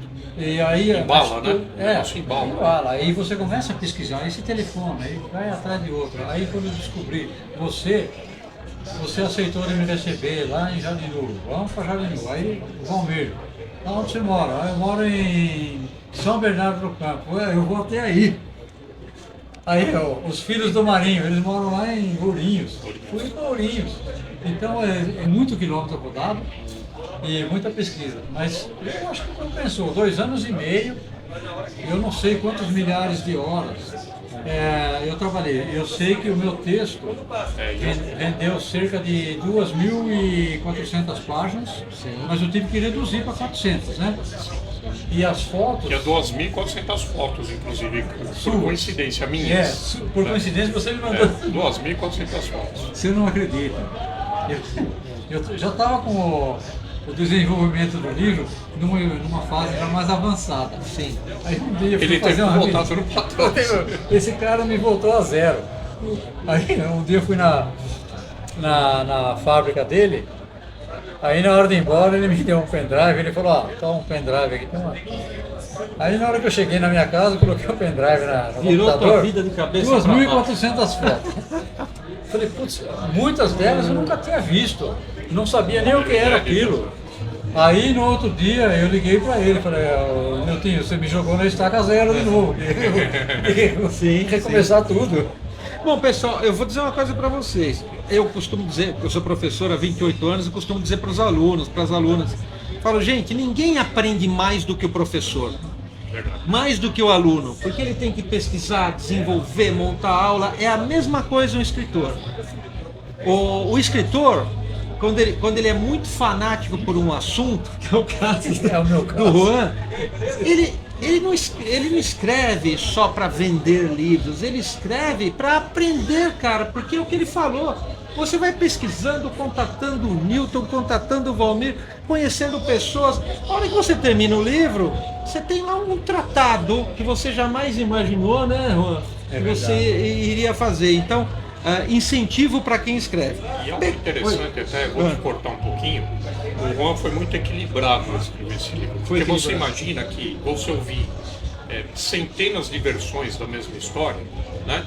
E eu sempre falei para ele, você tem que sempre ir pelo caminho do meio, né? Você não pode ir para os extremos, né? Porque a minha família tem uma visão da coisa, o Valmir e a família dele tem outra visão, e assim por diante, né? Então eu falei, se você começar a puxar muito a sardinha para um lado só, a história não vai ficar legal. Fica tendenciosa. Né? Ela fica tendenciosa, exatamente. Pisei em ovos, né? Ele teve um equilíbrio muito grande, né? E conseguiu respirar nesse meio tempo para fazer uma obra que eu considero fantástica, né? Comprem, quem quiser trabalhar com restauração de Puma, quem é apaixonado pela história do automóvel brasileiro e tal, bacana. Falando em livros, nós temos um amigo em comum que é o senhor Luiz Marinelli, um escritor também, ele escreveu um livro chamado Velocímetro de Emoções, que são contos automotivos. E eu pedi para o Luiz fazer algumas elucubrações aqui, porque eu falei, Luiz, eu vou falar sobre o Puma, sobre o SP2, eu vou mediar ali. Fala alguma coisa que você gostaria de falar para dar um molho aqui mais apimentado ainda do que já está. Ele me contou uma história que o Luiz ele é muito de conhecer histórias de bastidores e eu quero que vocês 3 aqui me confirmem essa história. Eu vou ler aqui, tá? Olha só. Diz a lenda que os inúmeros países para os quais o modelo foi exportado, estou falando do Puma Sport, só não encontrou guarida na América do Norte quando o modelo exportado para o importante país daquela região obrigou um severo crash test para certificar o modelo com a aprovação de segurança de um órgão nacional. E essa informação chegou ao conhecimento de alguns funcionários da Puma que trataram secretamente de reforçar o modelo e ser avaliado com enxertos não visíveis, mas importantes para a rigidez estrutural. Os reforços foram tantos que o modelo apenas quicou na barreira e voltou sem absorver uma deformação o impacto. Essa característica que se mostrou negativa no tal teste foi o ponto negativo, que reprovou o modelo naquele momento para um importante mercado. E aí ele me comentou sobre o Jorge Letra, que ele teria ficado chateado com isso. Falou, mas é para absorver o impacto e não é para... Vocês têm a contar Fizeram sobre uma essa gaiola história? indestrutível, né? Fizeram uma coisa que praticamente Não conseguia se deformava, deformar. né? No afã de fazer ele No afã de passar, fazer foi passar. reprovado. Exageraram. Exageraram na rigidez. Mas isso dentro E de uma ele- exigência do próprio mercado. Porque o Aham. primeiro crash test de Puma que fez, realmente ele não cumpriu, né? Fez na Volkswagen. Foi na Sim. Volkswagen. Foi. E Eu foi tenho assim, uma foto no meu livro aqui. Tem até um vídeo desse. isso. desse- Cinto de segurança, saiu da Na verdade, coluna, na verdade, o pior Nossa. problema ali foi o tanque de combustível. tanque que O tanque saiu. foi ejetado. Aqui, ó. Tem uma foto. Olha aqui. Crash test. Mas Vamos esse, mostrar esse aqui. Mas Mas esse foi dentro da Volkswagen. Ah, Não é aquele. Esse é o da Volkswagen. Tá. Aqui, ó. Aqui onde eu estou apontando com o meu indicador direito. Lá embaixo. Conseguiu? Beleza? Maravilha. Ótimo. Crash test do Puma. Olha que foto Aí uma rara. observação. Esse carro aqui depois ele foi reformado e ficou andando lá na frota da Puma há muitos anos. Né? Ah, é? Não perdeu não. Puxa vida. Bom, pessoal, eu queria fazer agora, deixar vocês um pouco mais soltos, um pouco mais livres, para vocês contarem aquilo. Eu sei que a gente já contou muita história cabeluda aqui. Incêndio, enchente, a onça da Puma, os produtos exóticos da Puma e tal. Tem alguma outra história que vocês acham que é interessante contar? Você falou uma Vamos coisa lá. que a gente vai puxar um gancho agora, que é o gancho do SP2. Aham. Por que o SP2 foi criado? Ótimo. Porque eu fiz essa pergunta lá pro Oba no SP2. A Puma estava produzindo ali normalmente, de repente entrou um novo presidente da Volkswagen no Brasil, não me lembro o nome dele agora. Rudolf Leiden. Isso. O cara mandou cortar o fornecimento. Ele falou, mas o que é isso daí? Que tá mandando chassi para onde? Chassi com motor. Ah, o Rudolf Leiden, presidente da Da Volkswagen. Volkswagen, Ele chegou no Brasil, pediu para cortar o começou a olhar as fornecimento. coisas, aí ele falou, pô, mas que absurdo é esse? O que a Volkswagen tá fornecendo para um concorrente? Sim, sim. Ele viu a Puma como concorrente Sim, da vou ter que Volkswagen. colocar mais próximo para dar problema disso. Aí mandou cortar. Ah. Bom, aí o pessoal lá da Puma foi era um governo militar ainda, foi algum general lá.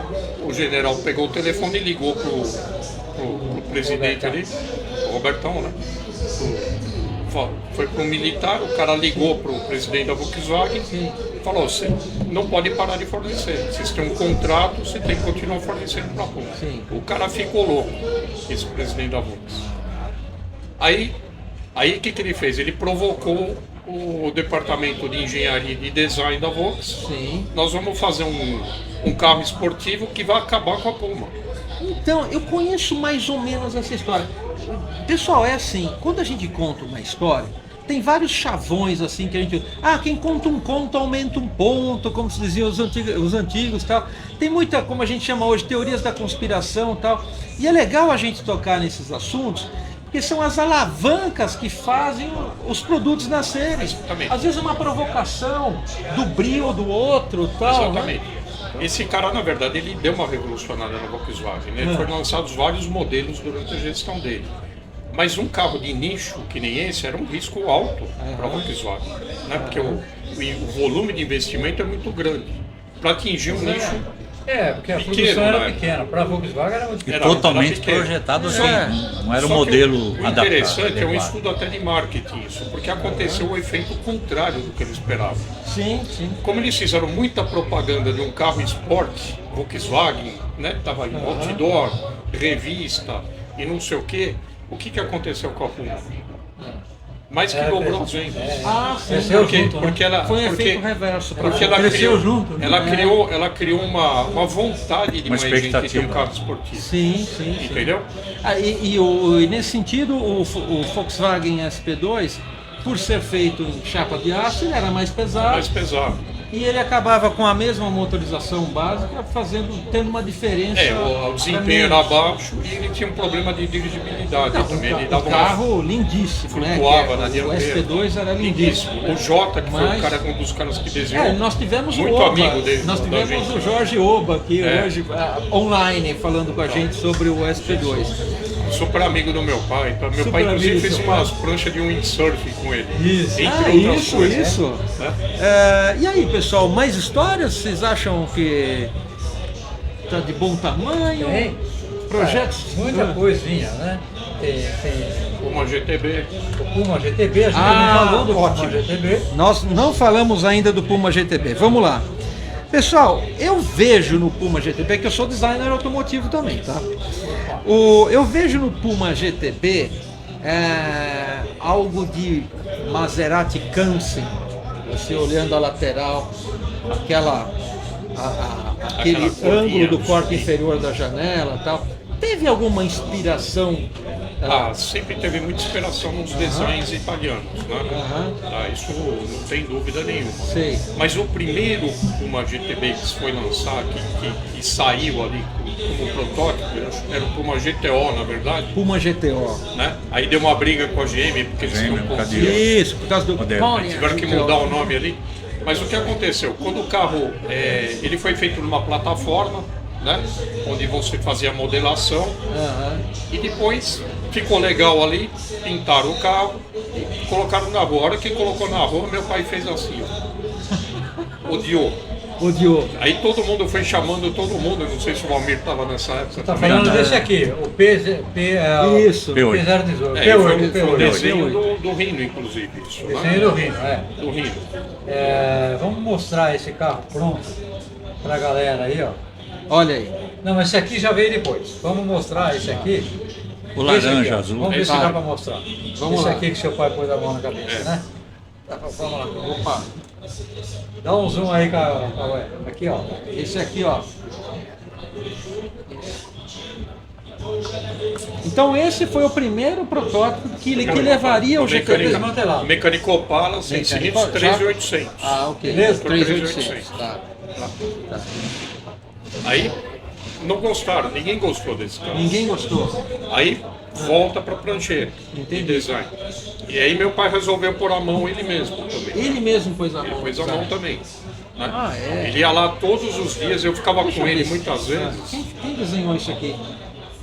Eu não tô enxergando. Imagem cedida por Newton Mastiguinho. Eu já ouvi falar desse Então, Newton, menino aqui. quem que Agora, desenhou? isso aqui, Quem fez muito isso? desenho Ali- era do PS, Aí né? muita coisa era do PS, mas ali tinha uma equipe, né? Na verdade, a área de design da Puma tinha umas. O que tinha ali, Valmir? Umas 20 pranchetas Tinha. enormes, Por de aí. tamanho 1 para 1, umas 20 Sim, pranchetas. sim. Né?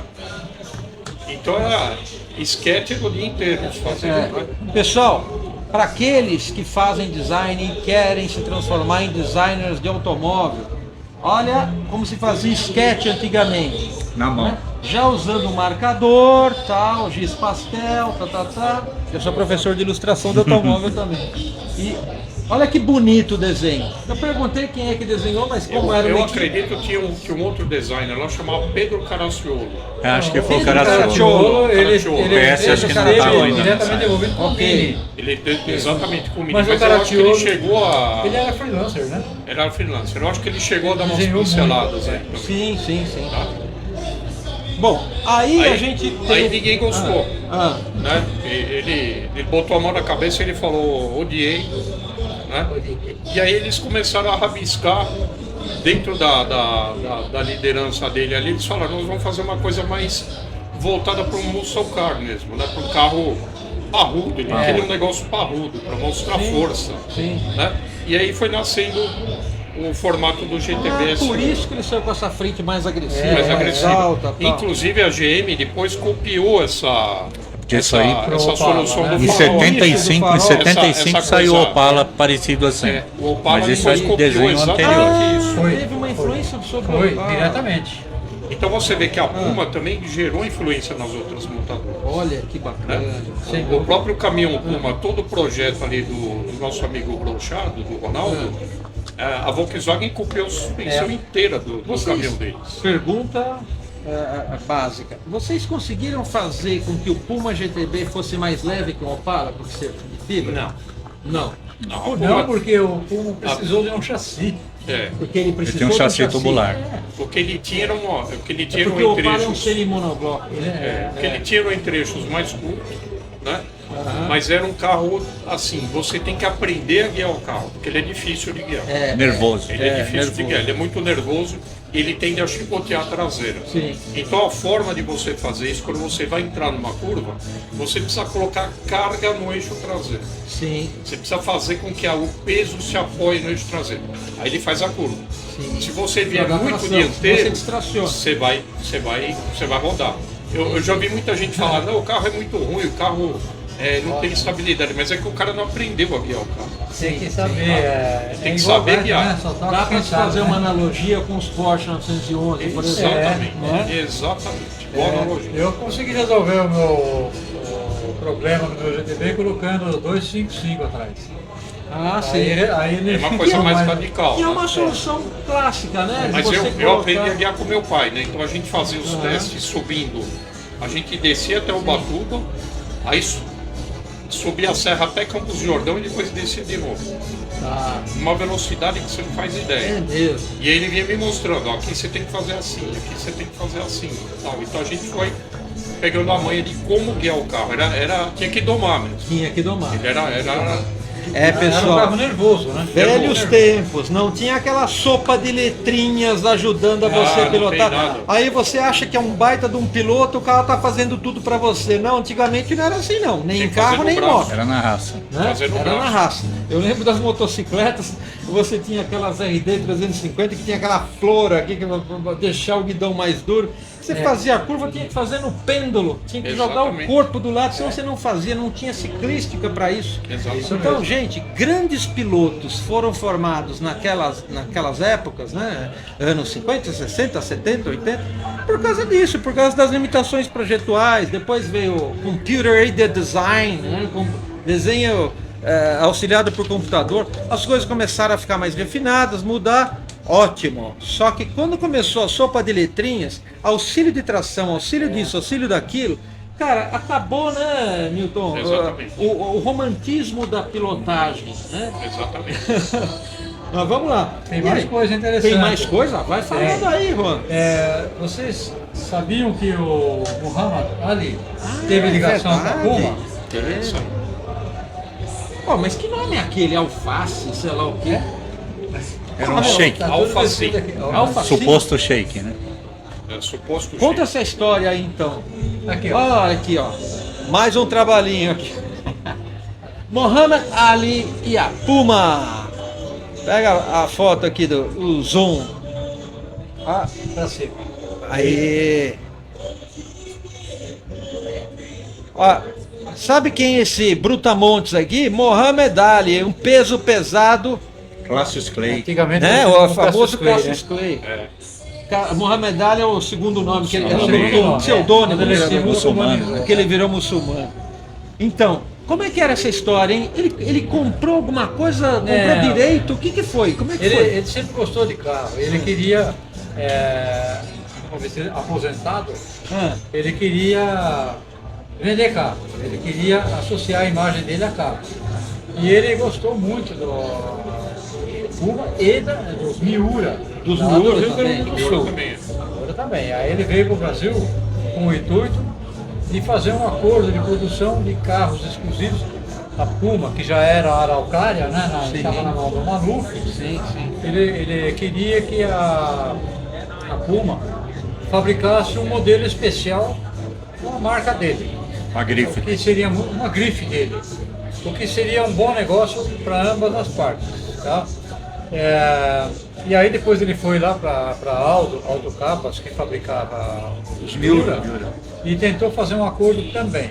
Com a Puma também não vingou, nem com a Miura, nem com a Puma. Os Alfa C foram fabricados só 3. Agora, por que o nome de Alfa C? Alfa C era um shake que depois soubemos que era um falso shake. Era um falso shake, que era o intermediador entre a Araucária Veículos, ex-Puma, né, e o Muhammad Ali. Ele entraria uma sociedade para vender os carros no Oriente Médio. Então, Aproveitando a entendi. fama do Muhammad Ali. Isso. Nessa fase Araucária, Paraná, não tinha mais nada a ver com teu pai ou tinha? Meu pai, acho que ele participou no começo. No começo. Né? Estava no contrato, né, estava no contrato de compra Sim, da sim. Araucária, que o seu Milton, o pai do Milton, fosse para lá e trabalhasse um ano para colocar a fábrica em funcionamento. Sim, Porque ninguém conhecia mais a produção da Puma do que o pai dele. Sim. Aí os caras falaram, a gente compra, mas a gente quer que aquele homem lá venha com a gente. Sim, sim. Fica um ano na fábrica. Claro. Mas foi mais ou menos assim. Ele foi contrariado. Foi Foi contrariado. Eu estou vendo uma coisa aqui, pessoal, que eu gostaria que você fizesse um zoom aqui para nós, Cauã. Dá uma olhada na lanterna de Monza usada no carro. Eu quero fazer um comentário sobre o que era essa época. Tem que subir o livro? Tem que subir? Tá bom? Tá vendo a lanterninha de Monza aqui, moçada? Vocês que são mais jovens e estão assistindo aqui, vocês podem até estranhar, falar, mas o pessoal usa uma lanterna de Monza. Pessoal, você sabe quanto custava o ferramental para desenvolver uma lanterna? Ou um farol próprio? Naquela época, era proibitivo. É Milhões diferente de de hoje. Milhões de Eu, dólares. né, eu sempre que eu trabalhei como designer de encarroçadoras de ônibus, a gente tinha que usar o que tinha no mercado. Não tinha condição. Como tem hoje, você pega um ônibus Marco Polo, tem um farol próprio e tal, qualquer um faz farol próprio. Então, gente, vocês precisam entender o contexto histórico, para quem está torcendo o nariz. Pô, os caras usaram lanterna de Puma, de Monza. Pessoal, você pega carros britânicos de alta estirpe, usando lanternas de carros de marca Lamborghini, pô. entendeu? Trocar Lamborghini. Que mais, Juan? Que mais que tem aí que você gostaria de falar? Vamos falar do que? Tem tanta coisa. Cara, a Puma fabricava peça de fibra para outros fabricantes, para Ford, para General Motors, aqui ó. Sim. Isso é Para do Corcel, né? Mercedes, para Chrysler do Brasil, Sim, eles fabricavam sim. peça de fibra, eles forneciam peça de fibra. Forneciam peças para outras peça de fibra. fabricantes. Tem uma outra coisa que eu acho importantíssima no meu livro. Quero mostrar isso aqui. Tá, vai mostrar mesmo. Isso aqui merece dar um zoom. Ah, é? Quem é? É o Valmir. Faz quando ele tempo, entrou, hein? Já fui jovem, 14 cara. anos. Em 72. Em Eu tinha maio de cabelo, 72. tinha cabelo e era preto. pessoal. Zoom aí, ó. Duas coisas. Primeiro, mostrando esse rapazinho de 14 anos, que é o senhor Valmir aqui presente. Né? Faz tempo isso, hein? Tá no Faz livro. tempo, faz tempo. E outra que eu queria mostrar e fazer um comentário aqui com os três especialistas é o seguinte. Olha que bela imagem aqui do Puma com essa roda. Como é que era o nome? Bolo de noiva? Como é que era o nome? Não, bolo de noiva. Tijolinho. Bolo de Não, noiva. tijolinho, não. Essa roda, ó, dá uma olhada. Tijolinho ou bolo de noiva? Como que você chamava essa roda? Não, essa é bolo de noiva. Então, Porque teve 4 essa furos e 5 roda, furos. Tijolinho essa era- roda bolo de noiva é uma roda raríssima, não é? Hoje Queimou. tem reproduções. Queimou Né? no incêndio, é verdade isso? É o molde, quando Não a sei, eu fábrica já de ouvi. rodas pegou fogo? Que foi o negócio que eu... Por que eu Quem estou fabricava perguntando o- isso, pessoal? mas quem fabricava? Porque quem restaura e quer uma roda bolo de noiva e não encontra, Bolo de tem que noiva. saber essa história. Essa roda, Era eu escorro, acredito que era fabricada pela Não Escorro. era escorro. Era escorro, Não. não era? Eu não Escorro. sei se era escorro mesmo. Era o Marcos Grilli, o dono da empresa. É. E era magnésio, né? Na época. Era magnésio. Que Não era magnésio é nenhum. altamente O problema do quebrado, magnésio lá. justamente é esse. Era muito difícil de usinar magnésio. Muito Era, difícil de usinar. Ele pega fogo, né? Pega fogo, né? Bom, pessoal, Não, não, se for ver, tem muita Você coisa. tá vendo? Ó? Vocês estão vendo? Não É, deixa tá nem. vendo? Tem É, 15 não, Ele minutos. quer virar Tem, noite. tem, né? Vamos Eu não aproveitar ia que estamos encerrar. aqui. Eu Ó. não ia encerrar. Aqui tem uma Ó o foto Opala. do Opala Diesel. Vamos aproveitar e mostrar uma foto do Opala Diesel aqui. Ah, o Que tá- Opala Diesel tá aqui no fundão? do seu Milton aqui. Tá. Ah, tá bom. Aqui no fundão tem o tal do Opala Diesel que nós falamos, que o senhor É Milton um verde Mastegui com. foi o protagonista aí. Atrás do carro de rally. Atrás do carro de rally. Transcar. Aqui no fundão, tá vendo? Preto com teto verde. É, preto com teto verde. Gente, vocês estão pensando o quê? Que é fácil sobreviver com a indústria? Você tem que se virar nos 30 o tempo E todo. tem coisas que você não imagina que a Puma fez, né? Não é? Sabe aquelas máquinas de embalar carne, etc, De etc? vácuo. Aham. Com vácuo e Cadê? resistência. A Sim. Puma fabricou aquilo em pancada. Vendia para vários supermercados do Brasil inteiro. Uau. Tinha o tratorzinho lá, que era o arado. Tratorzinho também, o arador, né? Tinha trator também? Não, era um arado motorizado, com motor 2 Um tempos. arado motorizado. Você segurava, ele queria uma Tipo motocicleta. Tobata, assim. Teve o Puma Camp. Ah, entendi. A Puma foi pioneira em fazer. Foi pioneira. A Puma fez o Puma Camping. Puma Sim. Camp. Que era um trailer. Depois a Carmanguia ficou com esse projeto. Ficou com esse projeto. Ficou com o Ah, projeto. entendi. Era Trailer. uma carretinha, um trailer que virava uma. Você parava, uma você barraca. virava. Você abria virava a ela, tampa ela já dele. montava a barraca Já na montava a hora. barraca. Ok. Instantâneo. Que bacana, né? Bom, é quase um estúdio de design que fabrica as...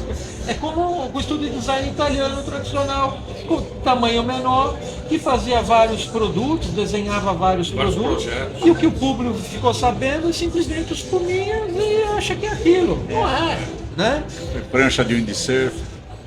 Prancha foi uma Envolve- charrete. Fizemos uma Desenvolve charrete. aí Até alguma... charrete de fibra foi feito. Uma charrete de fibra de vidro. Charrete de fibra de Charrete vidro. fibra de vidro.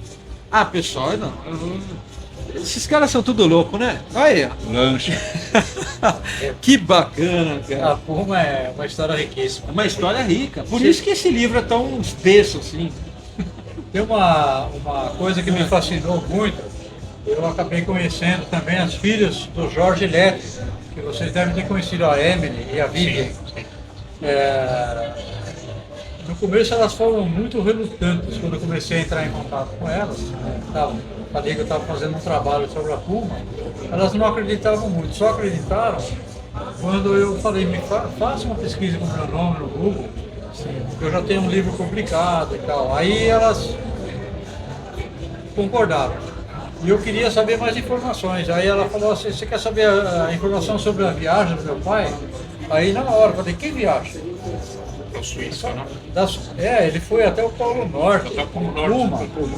E aí eu fiquei fascinado. Aí eu perguntei para a Vivian, você tem foto, você tem história? Ela me mandou o manual de bordo dele, o diário de bordo, e me mandou umas 80 fotos, sim, só da viagem dele. E é uma viagem fascinante, porque na época, imagine 1969, ninguém conhecia a Puma, muito menos fora do Brasil. Ninguém conhecia. E o Jorge Lete, que era meio doidão também, né? Maluco, Ele achou que seria uma viagem assim publicitária muito bacana de fazer essa viagem. Então ele levou de navio um Puma, mais precisamente, até Portugal, que é o ponto mais acho que chama Cabo São Vicente, que é o ponto mais meridional da Europa. O Puma chegou lá, aí de lá ele pegou o Puma e foi rodando, ele passou por 18 países e chegou no Polo Norte, viajando praticamente sozinho. No começo, até o norte da Itália, ele foi com a mãe dele. Depois ele deixou a mãe na região de... não me lembro o nome da cidade agora. Bom, e ele seguiu viagem sozinho, fotografando, registrando tudo que acontecia, inclusive até um acidente, né? Porque com esse Puma, devo dizer, que ele rodou 18 países, não teve nenhuma pane elétrica, nenhuma pane mecânica, nada. O Puma foi e voltou só com troca de óleo. E ele sofreu um acidente, bateu com o Mercedes, tem até a foto do carro acidentado aqui. danificado. Mas o que aconteceu? Quando o carro voltou para o Brasil, ele queria, o Vettel queria que esse Puma fosse tipo assim, ou arrumado ou deixado no estado que ele chegou, tudo arrebentado, Para pôr exposição. para pôr à exposição. Mas acontece que não era interessante, porque a Puma, em 69, eles eram muito pequenos. Um carro Representava muito. fazia diferença, financeiramente. você tinha que vender o carro, você fazia dinheiro. Então os outros, os diretores da Puma, falaram, não, nós vamos consertar o carro e vamos vender, a gente precisa fazer dinheiro. E foi o que foi feito, o carro foi consertado Reformado. e ele foi reformado e foi vendido para um cidadão qualquer. E o Letty também ficou puto da vida com isso daí. Mas essa é a história dele. Que é uma Ele já ganhou o grande movimento da gasta, rodinha. É. exportação. 50 países. Bom, Diga. mais alguma coisa que você gostaria de falar? O Escritor. capítulo que eu mais gosto, nem vou falar dele, que são as curiosidades, né? Porque aqui tem a prancha do Jota, tem o Puma Camping, que virava Sim. uma barraca, tá vendo? Sim. A Puma fabricou Carroceria Bebedouro? bebedouro de água. E fabricou também poltrona de fibra, né? Tá aqui. Aquelas poltronas giratórias, sabe, que eram moda Sim, naquela sim. época, era tudo fabricado pela Puma. E como se não bastasse, a Puma fabricou caçamba de caminhonete Picape. de fibra, para não enferrujar. Olha que legal. Bom, pessoal, nós tivemos aqui grandes personagens, né? 3 grandes personagens ligadas umbilicalmente à história da Puma, seja como produção, chão de fábrica, administração, criação, um escritor importante aqui escrevendo sobre o Puma. Nós gostaríamos de agradecer imensamente a eles, mas antes eu queria ouvir uma palavra curta de cada um deles. O que vocês pensam que foi a Puma, numa frase resumida, e o que essa história da Puma pode significar para as novas gerações que vêm à frente? Eu vou começar pelo Newton. Olha, a Puma foi e ainda é uma paixão para muita gente. Para mim, ela foi uma grande escola também. Sim. Desde saber fazer algumas coisas bem feitas, até como exemplo de má administração em alguns casos. Tá? Também me serviu muito disso. Né? Porque eu peguei muitos exemplos errados ali dentro e falei, quando eu tiver uma empresa, eu não posso repetir esses erros que tinham aqui dentro. Né? Então eu sempre tive muito isso na cabeça e procurei sempre evoluir em cima disso. Né? Tanto que eu me especializei em sistema da Toyota de produção, que é o Lean Manufacturing, né? Justamente que é o contrário do que eu via lá. Né? Sim. Mas ao mesmo tempo era uma explosão de criatividade. Tinha pouco recurso, mas a energia e a vontade que aquele pessoal tinha, meu pai incluso, era absurda. O Valmir, ele, né, tudo que falavam, vamos fazer, Virava esses caras noite, já, vai eles já embora, final estavam de fazendo. semana. Eu sei como é que é. Então, foi uma coisa impressionante. Né? E isso moldou muita gente, moldou muitos profissionais, como eu já falei. Tá? Então, isso é o grande exemplo. E vocês acham que, de certa forma, isso se perdeu com o tempo por causa desse hiato que aconteceu, historicamente falando, em termos de indústria nacional, quando as importações foram reabertas no governo Collor e tal? Tudo isso que foi desenvolvido, principalmente ao longo da década de 80, que o Brasil foi o maior produtor mundial de veículos fora de série, com a Puma encabeçando, né? Isso tudo se perdeu com a reabertura das importações, de certa forma. Na verdade, não foi só isso. O Brasil enfrentou muitas crises né, durante esse tempo. Da década de 60, 70, 80, 90, nós tivemos uma série de crises. Aí, essas empresas não conseguiram passar por essas crises todas. Né? Elas foram ficando enfraquecidas. E chegou um momento, a hora que abriu a importação, realmente foi um choque muito grande. Sim. Né? Principalmente porque quando entrou o plano real, Sim. o dólar se desvalorizou, né? Entendeu? Então ficou ruim para exportar e ficou Claro. barato para importar. Então isso foi um choque tremendo, não Foi a só tempestade para... perfeita. Exatamente, É. não só para a indústria desses fora de série, como uma indústria em geral. Entendi. Né? Entendi. O Brasil perdeu muitas indústrias, muitos talentos nessa época. Pessoal, história é isso, história é contexto, história é entender, compreender os porquês e não tirar conclusões precipitadas. Por isso que a gente Exatamente. traz grandes especialistas que vivenciaram isso tudo. Juan, últimas palavras aí. Não é coisa de presidiários, é a última palavra antes de vocês executados. Corredor Não da é isso? morte. É. Não, o mundo na verdade está mudando. O mundo, essa paixão pelo automóvel, ela foi uma paixão que percorreu todo o século XX. A gente está no 26º ano do século XXI e ainda continua uma certa paixão, mas com mais ou menos um fundinho de saudosismo. Somos nós estamos virando dinossauros. Nós ainda gostamos muito de carro, mas eu fico um pouco frustrado. Eu digo que o mundo mudou porque é o seguinte: eu tenho um Puma GTB vermelho, um pneu dessa largura atrás, aquele puta roncão, 6 em 2, aquele cano, 2 canos de inox que vai lá na frente e Uma atrás. beleza, né? Maravilha. Aí eu ando na rua, ninguém olha. Ninguém Não. olha. Eu vejo um carro diferente, cara, eu paro até de falar para olhar o carro. Um carro diferente, eu paro para olhar. Mas essa moçada de hoje é BYD, não sei o que, Dolphin, não sei o que, os caras eles querem mobilidade. Sim. Então eu acredito que a Puma, ela tem esse romantismo e é uma coisa do passado. Nunca vai morrer. A Puma, propriamente dita, essa nossa Puma do nosso coração, não vai morrer nunca, porque ela está incrustada, inclusive nos corações dos filhos de quem tem Puma. Os meus filhos adoram Puma, eles andam com camiseta Puma, boné Puma. Resumindo, Aqui, muita gente, então, mas é só por isso. Agora, da Puma voltar a ser o que era como fabricante, isso francamente não acredito. Eu só, antes de passar a palavra para o Valmir, eu sei que são as minhas últimas palavras, só para dizer aqui, que eu tinha escrito aqui, ó. Então, a história da Puma é riquíssima, complexa, apaixonante.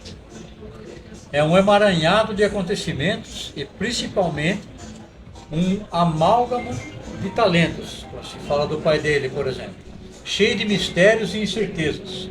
Sua história faz dela a mais emblemática e marcante fabricante de automóveis do Brasil.